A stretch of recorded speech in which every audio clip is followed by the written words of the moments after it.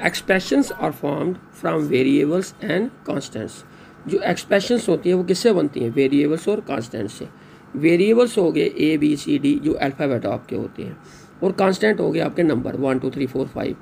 अब वेरिएबल्स एक एक्सप्रेशन में दो या दो से ज़्यादा भी हो सकते हैं, 3 4 5 जितने मर्जी हो सकते हैं, एक भी हो सकता है। और जो कांस्टेंट है वो भी जितने मर्जी हो सकते हैं। अब जैसे मैंने एग्जांपल लिए, the expression 2y - 5 is form from the variable y and constant 2 and 5। इसमें जो आपका वेरिएबल है वो y है और जो कांस्टेंट्स है वो 2 और 5 है। इस तरह से आप जितनी मर्जी एग्जांपल्स ले सकते हो एक्सप्रेशंस की। Now terms are added to form expressions. और अलग अलग हम टर्म्स ले उनको ऐड करें, उसकी क्या बनती हैं? एक्सप्रेशंस। अब फॉर एग्जांपल दिए मैंने, expression 4x + 5 is made up of two terms 4x and 5। अब जैसे एक्सप्रेशन मैंने ली है एग्जांपल के तौर पर 4x + 5, ये किन दो टर्म्स से बनी है एक्सप्रेशन? 4x और 5 से। इसी तरह जो टर्म्स हैं वो भी प्रोडक्ट होती है फैक्टर्स की। कैसे? जैसे मैंने दिया term 4x is the product of its factors 4 and x। अब जो टर्म 4x है वो 4 और x का प्रोडक्ट है, यानी इन दोनों को मल्टीप्लाई करो तो 4x बनता है। फिर आगे लिया +5, लेकिन जो 5 है वो एक ही टर्म है, क्या है? वो सिर्फ 5 है। And the term 5 is just one factor, that is 5। अब है मोनोमियल, बाइनोमियल और trinomial. Expression that contains only one term is called monomial. वो एक्सप्रेशन जिसमें एक ही टर्म हो उसको बोलते हैं monomial. Expression that contains two terms is called a binomial. वो एक्सप्रेशन जिसमें दो टर्म हो उसको बोलते हैं binomial. An expression containing 3 terms is called a trinomial. या ऐसे भी कह सकते हैं, expression that contains 3 terms is called a trinomial. अब एग्जाम्पल्स ऑफ मोनोमियल्स हैं। मोनोमियल यानी एक टर्म। तो एक टर्म आप 3z ले सकती हो, 4x ले सकती हो, 5 ले सकती हो, जिस तरह से मर्जी एग्जाम्पल लो आप। सिंगल टर्म होगी तो वो क्या कहलाएगा? मोनोमियल। अब मैंने इसमें एग्जाम्पलें अलग अलग दी हुई हैं, आप कोई भी एग्जाम्पल ले सकते हो। जैसे 5x है, 2xz है, -8 है, ये सारी मोनोमियल्स की एग्जाम्पल है। इसी तरह बाइनोमियल्स जिसमें दो टर्म हो, जैसे x + y है, 3x - y² है, एक्स्ट्रा जो मर्जी लो आप, 5p - 7, ये भी बाइनोमियल है। अब ट्राइनोमियल जिसमें 3 टर्म हो, a + b + c, जो मैंने एग्जाम्पल ली है। सेकंड 2x - 3z + 5, आप x + y + z ये भी ले सकते हो। ठीक है। एक्सरसाइज 9.1 में क्वेश्चन नंबर 1 है, identify the terms their coefficients for each of the following expressions. हमने जो एक्सप्रेशंस दी हैं इनमें हमने टर्म्स और कोएफिशिएंट्स बताने हैं क्या क्या है। अब इसमें मैंने 3 पार्ट सॉल्व किए हैं। फर्स्ट पार्ट है 5xyz² - 3zy। ये आपकी एक्सप्रेशंस है। ठीक है। अब एक्सप्रेशंस को हमने क्या करना है, इसमें बतानी है टर्म्स कौन सी हैं और कोएफिशिएंट्स कौन सी हैं। फर्स्ट पार्ट में जो टर्म्स हैं, एक ये टर्म है और एक ये टर्म है। तो टर्म कौन सी आई? 5xyz² और -3zy। आप ऐसे भी लिख सकते हो, terms are this and this. ठीक है, मैंने टेबल बना के करवाया, आप जैसे मर्जी कर सकते हो। कोएफिशिएंट होता है टर्म के साथ जो कांस्टेंट टर्म होगी वही उसका कोएफिशिएंट होगा। अब इसके साथ कांस्टेंट टर्म क्या है? 5, तो 5 क्या है इसका कोएफिशिएंट। इसके साथ क्या है? -3, तो -3 क्या है? कोएफिशिएंट हो गया 1 2 3 4 5 6, नेगेटिव पॉजिटिव कुछ भी हो सकता है। टर्म हो गया अलग अलग। ठीक है, टर्म मैंने बताया भी है, पीछे डेफिनेशन समझाई भी थी। आप टर्म्स लेते हो अलग अलग, वो भी प्रोडक्ट ऑफ क्या है? अलग। इधर 5 × x × y × z × z, इनको मिला के आपके टर्म बनती हैं। अब नेक्स्ट पार्ट लिया है मैंने सेकंड, 1 + x + x², ये सेकंड पार्ट है। अब इसमें टर्म कौन सी आई? 1 भी है, x भी है, x² भी है। जो आपको टर्म्स अलग होती हैं वो कौन अलग करता है? साइन, पॉजिटिव या नेगेटिव जो बीच में साइन दिए होते हैं वो हर एक टर्म को अलग करता है। तो 1 टर्म है, x टर्म है और x² टर्म है। अब 1 है तो कोएफिशिएंट इसका 1 ही होगा। x है, x के साथ कितना x है? 1x, यानी 1 इसका कोएफिशिएंट। x² के साथ क्या नंबर होगा? 1। पहले पावर नहीं देखनी है, आपने नंबर देखना है इसके साथ क्या है, तो 1 इसका कोएफिशिएंट। अब मैंने लिया fifth part, xy2 + yy2 - xy। अब xy2 एक टर्म, yy2 दूसरी टर्म, -xy तीसरी टर्म, ये टर्म्स आ गई आपकी। ठीक है। अब x/2 को हम x इंटू 1/2 भी लिख सकते हैं, ठीक है ना। तो 1/2 क्या हुआ इसका कोफिशिएंट, 1/2 इंटू x या x इंटू 1/2 एक ही बात है। तो 1/2 इसका कोफिशिएंट भी 1/2 और माइनस x/y -1, तो -1 क्या आया, -x/y का कोफिशिएंट। इस तरह बाकी पार्ट्स आपने खुद करने हैं कौन से हैं। अब थर्ड क्वेश्चन जो है इसमें ऐड करना है। तो ऐड के 4 पार्ट हैं, यहाँ भी मैंने 2 पार्ट सॉल्व किए हैं। पहले सेकंड पार्ट है a minus B plus A B, second term दिया b minus C plus B C, ये सेकंड एक्सप्रेशन है। थर्ड दिया c minus A plus A C. इन तीनों एक्सप्रेशन को हमने ऐड करना है। फर्स्ट एक्सप्रेशन है a minus B plus A B, इसको रखा एक ब्रैकेट में, ऐड करना है इसलिए बाहर साइन प्लस का, सब्ट्रैक्ट करना हो तो माइनस का, plus b minus C plus B C, ये second expression, plus third c minus A plus A C, ये आ गई थर्ड एक्सप्रेशन। अब उसके बाद a minus B plus A B, ये ऐसे रहेगा, प्लस का साइन हो तो सेम टर्म रहती है, b minus C plus B C, ये भी सेम रहेगा, c minus A plus A C, ये भी सेम रहेगा।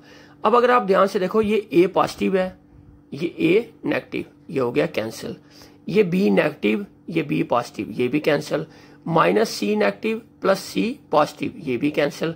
अब हमारे पास बच गया एक ए बी, एक बच गया प्लस बी सी, और लास्ट में बच गया प्लस ए सी, यानी इसका आंसर क्या होगा, A B plus B C plus A C.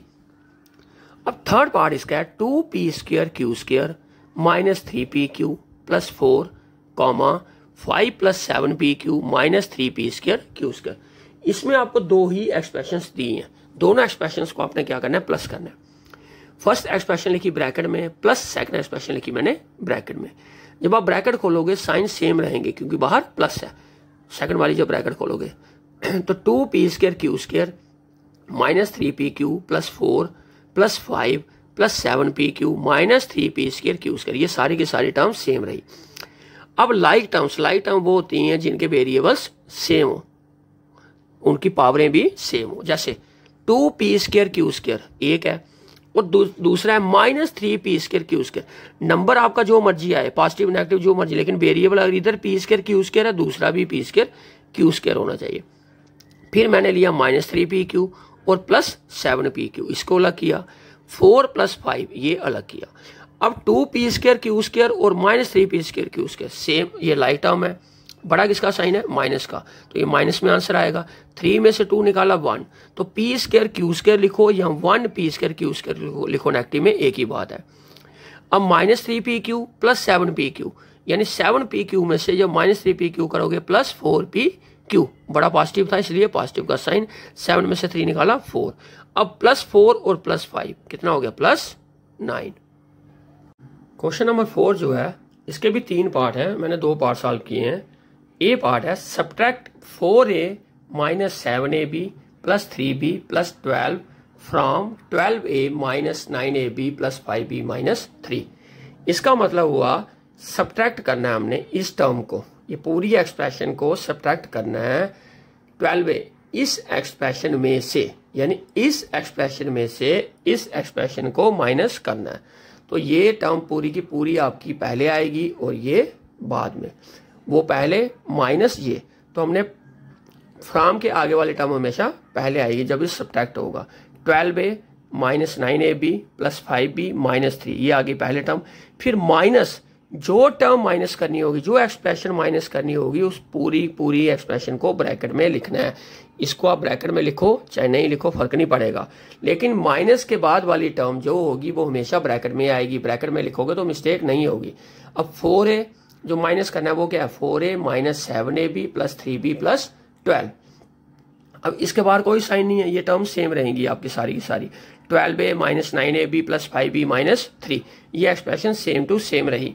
अब माइनस, जब ब्रैकेट के बाहर माइनस हो तो अंदर वाली जितनी भी टर्म्स होती हैं सबके साइन क्या हो जाते हैं, चेंज।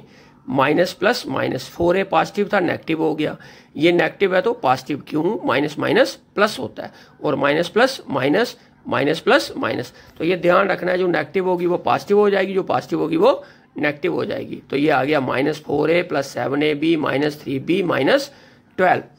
अब उसके बाद मैंने क्या किया है, हर एक लाइक टर्म जो है वो उनके अलग अलग ग्रुप बनाए हुए हैं।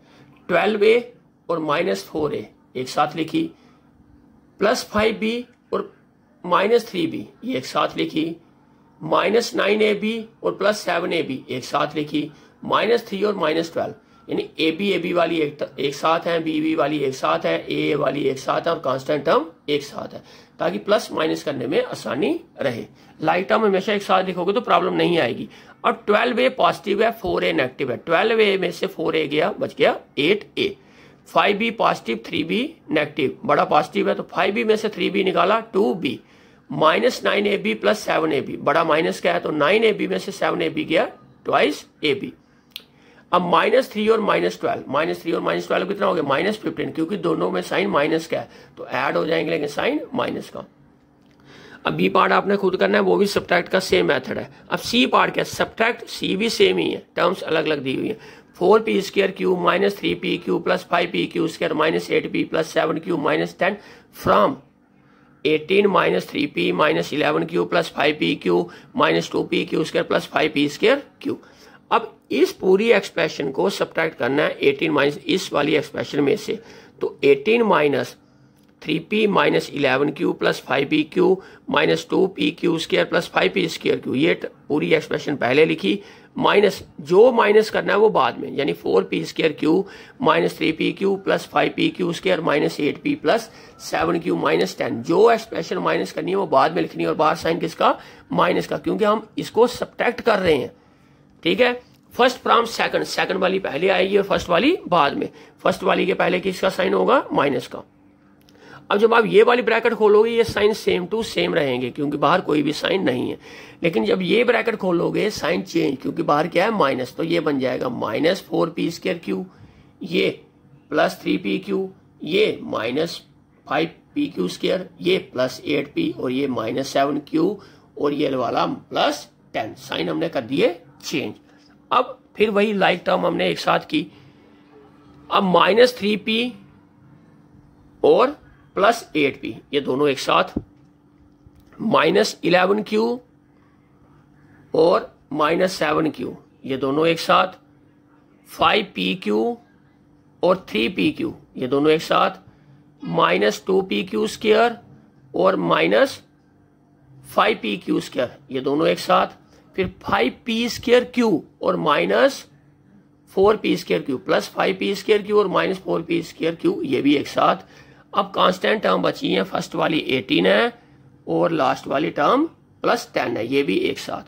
अब जब हम इनको सॉल्व करेंगे लाइक टर्म को, 8p में से 3p निकाला, 5p बड़ा पॉजिटिव है, -11 और -7 हो गया -18q।